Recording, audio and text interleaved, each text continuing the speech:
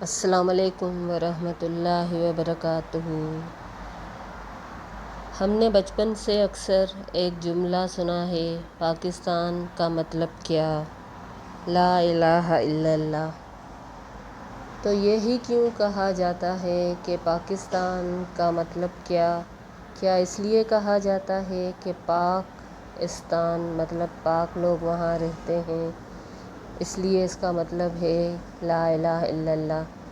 تو پاک لوگ تو ہر جگہ نہیں رہتے، مدینہ جو اس لیے عرض کی پاکستان جا جا پاکستان دل دل پاکستان جان جان پاکستان دل دل پاکستان جان جان پاکستان دل دل پاکستان جان جان پاکستان۔ کیوں کہا جاتا ہے کہ پاکستان کا مطلب کیا؟ لا الہ الا اللہ، یعنی اللہ ایک ہے، اس کا کوئی بھی ثانی نہیں ہے، وہ ایک ہی الہ ہے۔ اس کا یہی مطلب کیوں ہے؟ یعنی پاکستان کا یہ مطلب کیوں ہے؟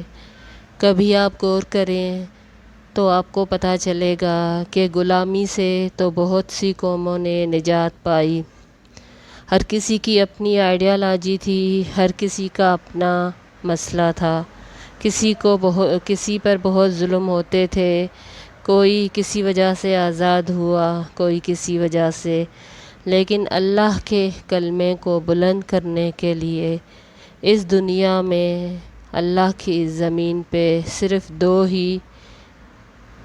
ہی ایسی مملکت ہیں جو آزاد ہوئیں، ایک مدینہ کی ریاست اور ایک پاکستان۔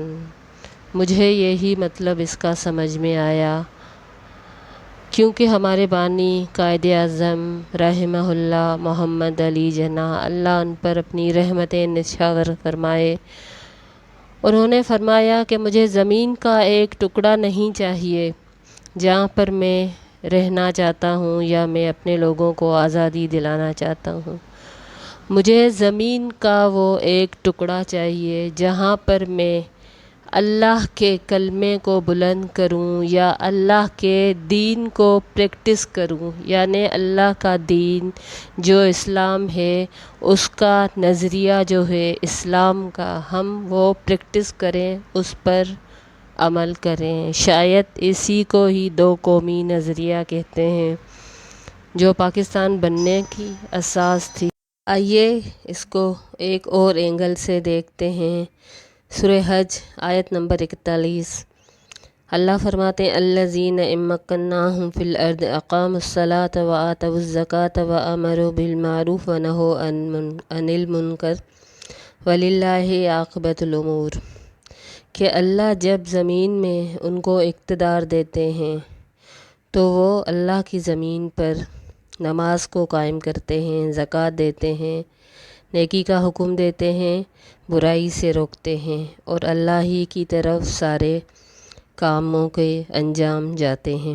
وَلِلَّهِ عَاقِبَةُ الْأُمُورِ۔ تو کون سی ریاستیں یہ کرتی ہیں؟ وہی ریاستیں جو اللہ کے کلمے کو بلند کرنے کے لیے حاصل کی جاتی ہیں، اور وہ کون سی دو ریاستیں تھیں؟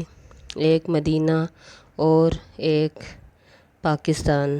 اسی طرح سورہ انفال آیت نمبر 26 میں آتا ہے وَاذْكُرُوا إِذْ أَنْتُمْ قَلِيلٌ مُسْتَضْعَفُونَ فِي الْأَرْضِ تَخَافُونَ أَنْ يَتَخَطَّفَكُمُ النَّاسُ فَآوَاكُمْ وَأَيَّدَكُمْ بِنَصْرِهِ وَرَزَقَكُم مِّنَ الطَّيِّبَاتِ لَعَلَّكُمْ تَشْكُرُونَ۔ یاد کرو وہ وقت جب تم زمین میں بہت تھوڑے سے تھے اور تم ضعیف تھے، یعنی تمہارے پاس طاقت نہیں تھی، قریب تھا کہ لوگ تمہیں اچک لے جاتے، یعنی تم پر غلبہ پاتے، تو اللہ نے تمہیں نصرت دی، تمہیں ٹھکانہ دیا، اللہ نے مدد کی اور ٹھکانہ بھی دیا، اور اللہ نے تمہیں بہترین اور پاکیزہ رزق بھی دیا، لعلکم تشکرون۔ تو مجھے آج پاکستان کا مطلب کیا، لا الہ الا اللہ کا مطلب بالکل اچھی طرح سمجھ میں آ گیا کہ یہ دو آیتیں خاص کر کے مدینہ کے لوگوں کے لیے اور پاکستان کے لوگوں کے لیے کہی گئی ہیں۔ اللہ نے یہ انہی کے لیے نازل فرمائیں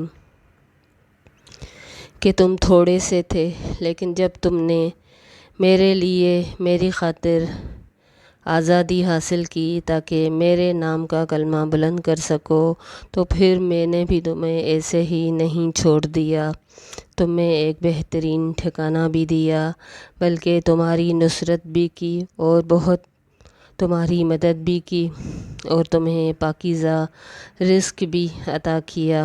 اب یہ ہم پہ ہیں کہ ہم لعلکم تشکرون اس پاکستان کے لیے شکر گزار ہوتے ہیں یا نہیں ہوتے، کہ یہ اللہ کی کتنی بڑی نعمت ہے۔ آزادی کے لیے ہم جتنا بھی شکر ادا کریں کم ہے۔ ان قوموں سے پوچھیں، ان قوموں سے ہی نہیں بلکہ کسی ایک پرندے سے ہی پوچھ لیں، اگر اس کو آپ سونے کا پنجرہ بنا کے دیں، ہر سہولت اس کو دیں، کیا وہ وہاں پہ خوش رہ سکے گا؟ کیا وہ آزاد نہیں ہونا چاہے گا؟ السلام علیکم ورحمۃ اللہ وبرکاتہ۔ پاکستان زندہ باد، تابندہ باد۔ پاکستان کا مطلب کیا؟ لا الہ الا اللہ۔ السلام علیکم۔